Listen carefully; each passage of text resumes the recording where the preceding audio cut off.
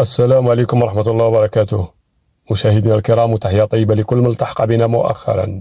في هذا الفيديو مشاهدينا الكرام غادي نشوفوا الرئيس ديال دولة الجزائر أو الدولة اللي من هوك اللي هو عبد المجيد كدبون، لأن النظام ديال الكابرانات حلف بحلوفو تيمشي المونديال كأس العالم بقطر، وفعلا مشى عبد المجيد كدبون للحضور لافتتاح هذا العرس الرياضي بقطر، ودار واحد التصريح إلى قناة رياضية اللي هي قناة بين سبور.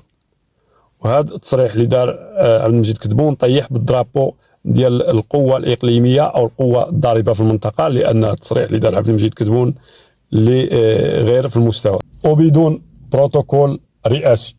وخليكم مشاهدينا الكرام مع هذا الفيديو ديال عبد المجيد كدبون، ما تنساوش تدعمونا باللايك والاشتراك ضد نفع الوحدة الوطنية باش يوصلكم كل جديد. والسلام عليكم ورحمة الله وبركاته. عربية شقيقة تصل إلى هذا المستوى من التنظيم كأس العالم كان احتكار على بعض الدول الأخرى، فخورين كذلك أن الافتتاحية كانت في مستوى دولي رغم أنف ما يقال هنا وهناك. شكرا.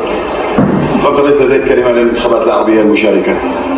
والله نتمنى لهم الفوز، نتمنى لهم الرقي، نتمنى إن شاء الله باش مثل ما شفنا في شقيقة قطر على المستوى العالي من التنظيم أن نصل اليوم إلى دولتين عربيتين في نهائي كأس العالم إن شاء الله. غابت الجزائر وإن شاء الله تظهر من جديد كما عودت.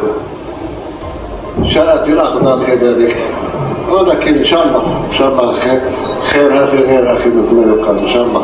شكرا لك فخامة الرئيس، شرفنا في قناة